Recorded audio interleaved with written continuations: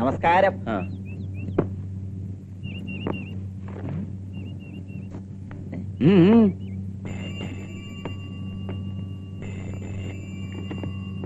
Hello, സന്ധ്യ rice mill. കേടാ, കേൾക്കണില്ല. ചെവിയല്ലേ? അറിയാം അറിയാം. പിന്നെന്തിനാ ഇതോടെ വെച്ചേക്കണത്? ഒട്ടന്മാർക്ക് കളിക്കാനാ. പൊട്ട നിന്റെ തന്ത.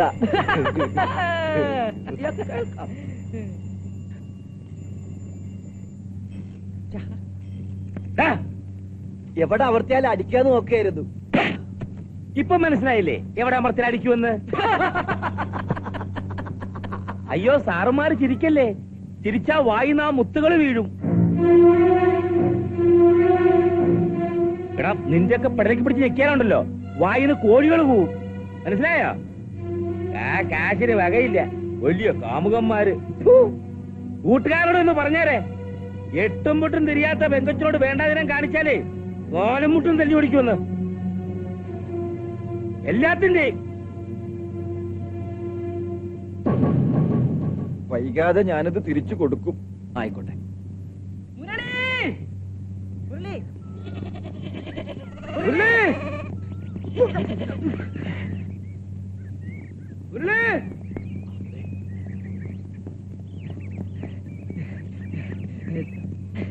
മുരളി, കള്ളനെ കിട്ടി.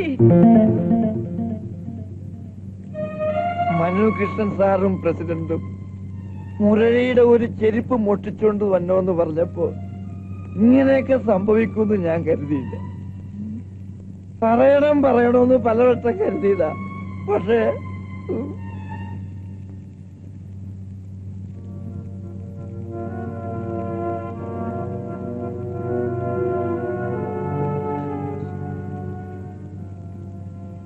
ഇക്കാര്യം പുറത്താരോടെങ്കിലും പറഞ്ഞ ഒന്ന് കൊക്കയിലെറിയൊന്നും മനുകൃഷ്ണൻ സാറ് പറഞ്ഞു.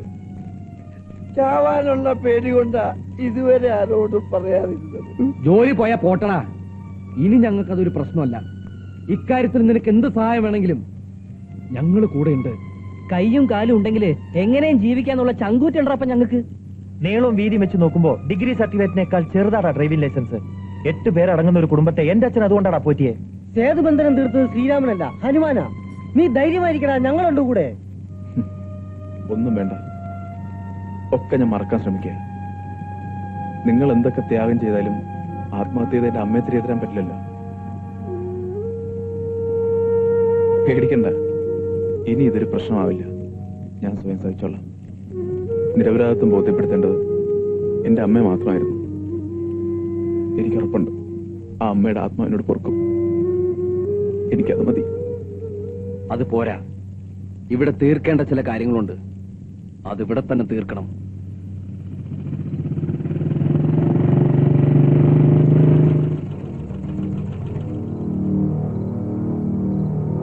ഇനി ഇതൂടെ ബാക്കിയുണ്ട്. ഒരു ചെരുപ്പുകൊണ്ട് എനിക്ക് നഷ്ടമായത് എന്റെ പെറ്റമ്മയാണടാ. ഇനി ഇതൂടെ വച്ചോടാ പുല്ലേ.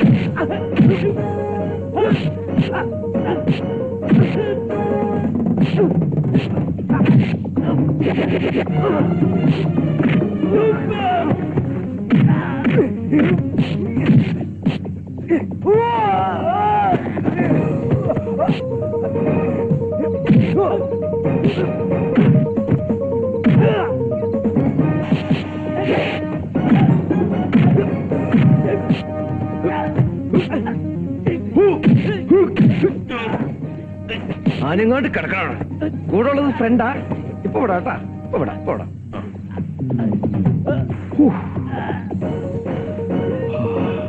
ചുമ്മാ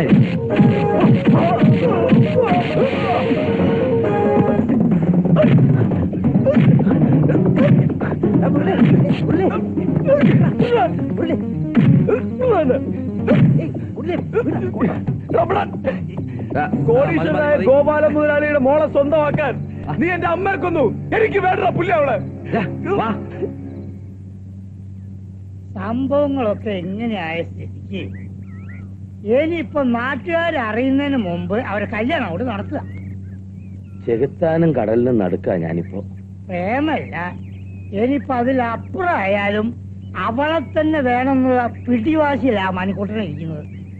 ഇത്രയും വിശാല മനസ്കനായ ഒരു മരുമകനെ തനിക്ക് എവിടുന്ന് കിട്ടാനാണോ? ആ പിള്ളേര് വല്ല പുലിവാരും ഒപ്പിക്കുമെന്നോ എനിക്കിപ്പോ പേടി. അതിനും വഴിയുണ്ട്. നമുക്ക് വക്കീലിനെ ചെന്ന് കാണാം. അതുകൊണ്ട് എന്താ കാര്യം? കാര്യമുണ്ട്. ആ പിള്ളേരും വക്കീലും തമ്മിൽ ഇപ്പോ വലിയ അടുപ്പത്തിലാണ്. ആ അടുപ്പത്തിന്റെ വിടവിലൂടെ നമുക്ക് നമ്മുടെ കാര്യം അങ്ങോട്ട് നടത്താം. താൻ ശകുനിയാണ്, ശുനകനാണ്, തന്നെ സൂക്ഷിക്കണം എന്നൊക്കെ പലരും എന്നെ ഉപദേശിച്ചിട്ടുണ്ട്. പക്ഷേ എനിക്കിപ്പോ താൻ മാത്രമേ ആശ്രയമുള്ളൂ. എടോ, മാങ്ങിയുള്ള കൊമ്പത്തെ കല്ലെറിയാൻ ആളുണ്ടാവുള്ളൂ. വിശ്വസിച്ചവരെ ഞാൻ എന്നും സ്നേഹിച്ചിട്ടുണ്ട്. താൻ ധൈര്യമായിട്ടിരി.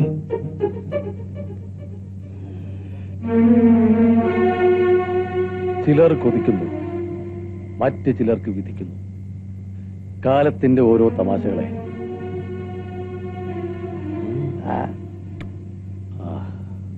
നല്ലതുപോലെ ആലോചിച്ചിട്ട് തന്നെയാണോ ഇങ്ങനെ ഒരു തീരുമാനം? പഠിക്കാൻ മിടുക്കിയായ സ്ഥിതിക്ക് ആത്മാർത്ഥമായി ഗൈഡ് ചെയ്യാൻ ആരെങ്കിലും ഉണ്ടെങ്കിൽ സന്ധ്യയെ സുന്ദരിയായ ഒരു ഡോക്ടറാക്കാം എന്ന് എനിക്ക് ഉറപ്പുണ്ട്. അത് വേണ്ട വക്കീലേ, പഠിച്ചത് കൊണ്ട് അവള് ചീത്തയായത്. മാത്രവുമല്ല, എത്രയും വേഗം മനുക്കുട്ടറുടെ കല്യാണം അങ്ങ് നടത്തിക്കണം. അതെന്റെ ഒരു വാശിയാണ്. കല്യാണം എന്നൊക്കെ പറഞ്ഞാൽ പെട്ടെന്നൊരെടുത്തിയാട്ടം വേണോ? വേണം. നാട്ടുകാരെ കൊണ്ട് ചിരിപ്പിക്കാതെ മാന്യമായിട്ട് ഇതങ്ങോട്ട് നടത്താൻ എത്ര കാശ് ചെലവാക്കാനും ഞാൻ ഇയാള് തയ്യാറാണ്. അല്ലടോ? അതേടോ. ഓക്കെ, സന്ധ്യയും മനു കൃഷ്ണയുമായുള്ള കല്യാണത്തിന് തീയതി നിശ്ചയിച്ചോളൂ. പ്രമാദമായ ഒരു കേസ് കൈകാര്യം ചെയ്യുന്ന ഡിറ്റക്റ്റീവിന്റെ ലാഘവത്തോടെ ഞാൻ പ്രശ്നങ്ങൾ ഒതുക്കി തീർക്കാം. പക്ഷേ ഞാൻ വില പറയും. ചിലതൊക്കെ പരിഹരിക്കാനും ഒതുക്കി തീർക്കാനും 50,000 rupees എനിക്ക് ക്യാഷായിട്ട് തരണം. 50,000 രൂപ 25,000 അഡ്വാൻസ്. ബാക്കി 25,000 രൂപ സന്ധ്യ എന്ന് വിവാഹത്തിന് സമ്മതം മൂളുന്നുവോ അപ്പൊ തന്നാ മതി. അവള് സമ്മതിക്കോ വക്കീലേ? സമ്മതിപ്പിക്കും. അതാണ് അഡ്വക്കേറ്റ് രാധാകൃഷ്ണൻ MA LLB. ഒരഭിഭാഷകന്റെ തലച്ചോറ് അവില് തൂക്കുന്ന തൂക്കുകെട്ടികൊണ്ട് അളക്കരുത്. മനസ്സിലായോ? സന്ധ്യയെ ഒന്ന് പേഴ്സണലായിട്ട് കാണാനുള്ള അവസരം ഉണ്ടാക്കി തന്നാ മതി. ബാക്കി ഞാൻ ഏറ്റു. മുരളി, കിട്ടിയടാ. അയ്യോ, എനിക്ക് കിട്ടിയടാ. എന്താണ് അതിന്റെ വക്ക് പൊട്ടിപ്പോയോ? വക്ക് പൊട്ടിയതല്ല, കിട്ടിയടാ എനിക്ക്. എന്താ ഇത്? ഇവനെ പേപ്പട്ടി കടിച്ചെന്നാ തോന്നുന്നു. എന്താണ് കിട്ടിയത്? നല്ലാണോ കിട്ടിയത്? എനിക്ക് PSCയുടെ അപ്പോയിന്റ്മെന്റ് ഓർഡർ കിട്ടിയടാ. നോക്കെ ഉണ്ടടാ. എന്റെ പെങ്ങന്മാരിലൊക്കെ ഒരു ഭാഗ്യമല്ലേ?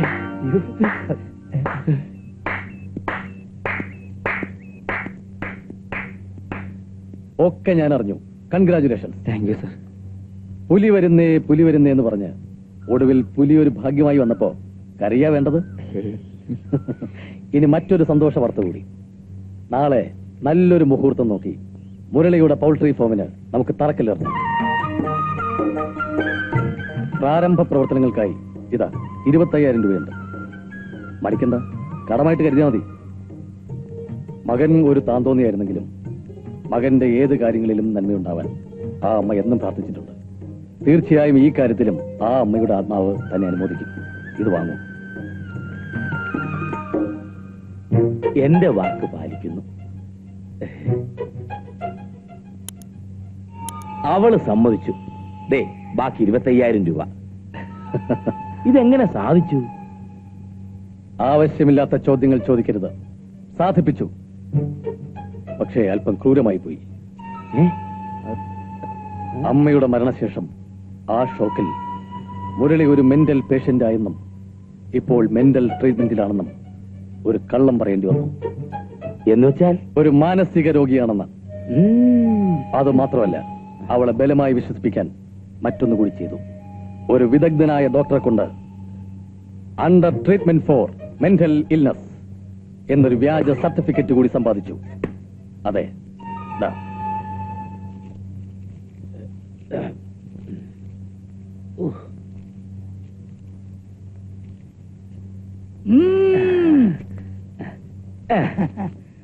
എത്ര ഇഷ്ടത്തിലായാലും കെട്ടാൻ പോകുന്നവൻ ഒരു മാനസിക രോഗിയാണെന്നറിഞ്ഞാൽ ഏത് പെണ്ണിന്റെയും മനസ്സൊന്ന് പതറും. അതാണ് ലേഡീസ് സൈക്കോളജി, സ്ത്രീകളുടെ മനഃശാസ്ത്രം. സമ്മതിച്ചു വക്കീലെ. പിന്നൊരു റിക്വസ്റ്റ് കൂടിയുണ്ട്. അത് ഞങ്ങൾ സംഘടിപ്പിക്കാം. റിക്വസ്റ്റ്, അപേക്ഷ. അല്ല പിന്നെ ഈ വിവരം നിങ്ങളല്ലാതെ മറ്റൊരാൾ അറിയരുത്. ആ അല്പം കടന്ന കൈയായി പോയി. വക്കീലേ, അത് ഞങ്ങൾ ഏറ്റു. ഞങ്ങൾ ആരോടും പറയില്ല. ആ. പിന്നെ അവൾക്ക് മുരളിയോടുള്ള താല്പര്യം ഇപ്പോ മുരളിക്ക് സന്ധ്യയോടില്ല. അതുകൊണ്ട് തന്നെ ഇനി മുരളിയുടെ ഭാഗത്ത് നിന്ന് വലിയ പ്രശ്നങ്ങൾ ഉണ്ടാകാനിടയില്ല. മാത്രമല്ല, കല്യാണ പന്തലിൽ അതിഥികളെ സ്വീകരിക്കാൻ മുരളിയും സംഘവും മുൻപന്തിയിൽ തന്നെ ഉണ്ടാവും. അല്ല, അത് പേടിക്കണ്ട, അവരവിടെ ഉണ്ടാവണം. അതൊക്കെ വക്കീലിന്റെ മിടുക്ക്. പിന്നെ ഈ സന്തോഷത്തിൽ തുക കൊടുക്കുമ്പോ ഇല്ലേ, ഒരു രൂപ കൂട്ടി കൊടുക്കണമെന്നാ കാരണവന്മാര് പറയാറുള്ളത്. ഞാനും അത് കേട്ടിട്ടുണ്ട്. ഇതങ്ങോട്ട് പിടിച്ചേ, അങ്ങോട്ട് വെച്ചോളൂ. അപ്പൊ ഈ ഒന്നും ഉൾപ്പെടെ മൊത്തം 50,001 അഡ്വാൻസ് കൂടെ കൂട്ടി. കൂട്ടി കൂട്ടി. എന്താ കാക്കാലഞ്ചത്തെ കുരങ്ങന്മാരെ പോലെ മൂന്നും? എന്താണ്? സന്ധ്യയും മനോകൃഷ്ണയും തമ്മിലുള്ള വിവാഹം നിശ്ചയിച്ചു. ഈ മാസം 17-ാം തീയതി അവളുടെ പൂർണ്ണ സമ്മതത്തോടെ തന്നെ. കാര്യം വന്നപ്പോ അവളും കാലം അറിയും. ഈ പെണ്ണെന്ന് പറയുന്ന വർഗത്തെ വിശ്വസിക്കാനേ കൊള്ളൂല. പണ്ടാരോ പറഞ്ഞതുപോലെ ദൈവവും പെണ്ണും ഒരുപോലെയാ. അവരൊന്നിലുമില്ല, അവരില്ലാതെ ഒന്നുമില്ല. എത്രയില്ലാ തന്തയുടെ മോളല്ലേ, ആ സ്വഭാവം കാണിക്കണ്ടിരിക്കൂ. സാരമില്ലടോ, പെറ്റ അമ്മയോട് പോലും ആത്മാർത്ഥ ഇല്ലാത്ത കാലമാ. പിന്നെയല്ലേ പ്രേമിച്ചവനോട്? ഒക്കെ കാപട്യങ്ങളാ. മാടപ്രാവനെ പിടിച്ച് കൈ കൊടുത്താ ചോദിക്കും, അയ്യോ ഇതെന്തൊരു പക്ഷി, ഞാൻ കണ്ടിട്ടേ ഇല്ലല്ലോ ഇങ്ങനെ ഒരു ജീവിയെന്ന്. ഇനിയിപ്പോ ഹൃദയം പറിച്ചു കൊടുത്താലോ, ഇതെന്താണ് ഹലുവ പോലുണ്ടല്ലോ എന്ന് പറയും. അതാ കാലം. നീ വിളിച്ചാൽ അവൾ വരുമെങ്കിൽ എന്ത് സാഹസത്തിന് ഞങ്ങൾ തയ്യാറാ. ഇല്ല, സന്ധ്യ വരില്ല. അവളുടെ പൂർണ്ണ സമ്മതത്തോടെയാണ് വിവാഹം നിശ്ചയിക്കപ്പെട്ടത്. നിശ്ചയത്തിൽ ഞാനും ഒരു പങ്കാളിയായിരുന്നു. വരുന്ന 17-ാം തീയതി ഞായറാഴ്ച ഉച്ചയ്ക്ക് 12-നും 1 മണിക്കും മധ്യയാണ് മുഹൂർത്തം. മുരളി, കരിങ്കൽ കോട്ടകൾ തകർത്ത് ഇരുമ്പ് ചങ്ങല ഭേദിച്ചു കൊണ്ടുവരേണ്ടതല്ലോ പെണ്ണിന്റെ മനസ്സ്, ആണോ? കൊച്ചുനാളിൽ പഠിച്ച ആമയും മുയലിന്റെയും കഥ ഓർമ്മയില്ലേ? പന്തയം വെച്ചപ്പോ അമിതമായ ആത്മവിശ്വാസം കൊണ്ട് മുയൽ കിടന്നുറങ്ങിപ്പോയി. ആമ സ്വയം പ്രയത്നിച്ച് മുന്നേറി. ഇവിടെയും അതാണ് സംഭവിച്ചത്. പക്ഷേ ഫിനിഷിംഗ് പോയിന്റിൽ നമ്മൾ രണ്ടുപേരും അറിയാതെ കുറുക്ക് വഴിയിലൂടെ എത്തിയ ഒരു പുള്ളിപ്പുലി. വിധികർത്താക്കൾ അംഗീകരിക്കുന്നവനാണല്ലോ വിജയി. അവൻ തന്നെ ജയിച്ചോട്ടെ, അല്ലേ? ഒരു പെണ്ണിനെ നേടുന്നതോ നഷ്ടപ്പെടുന്നതോ ഒന്നുമല്ല ജീവിതം. നമ്മളൊക്കെ കുറച്ചുകൂടി പ്രാക്ടിക്കലാകണം. ആ, ഇതാ ബാക്കി 25,000 രൂപയുണ്ട്, വാങ്ങിക്കേ. 17-ാം തീയതി സന്ധ്യയുടെ വിവാഹം. അതേ ദിവസം തന്നെ മറ്റൊരു മുഹൂർത്തത്തിൽ മുരളിയുടെ പൗൾട്രി ഫോമിന്റെ ഉദ്ഘാടനം. ഉദ്ഘാടകൻ നമ്മുടെ പഞ്ചായത്ത് പ്രസിഡന്റ്. ഒക്കെ ഞാൻ ഫിക്സ് ചെയ്ത് കഴിഞ്ഞു.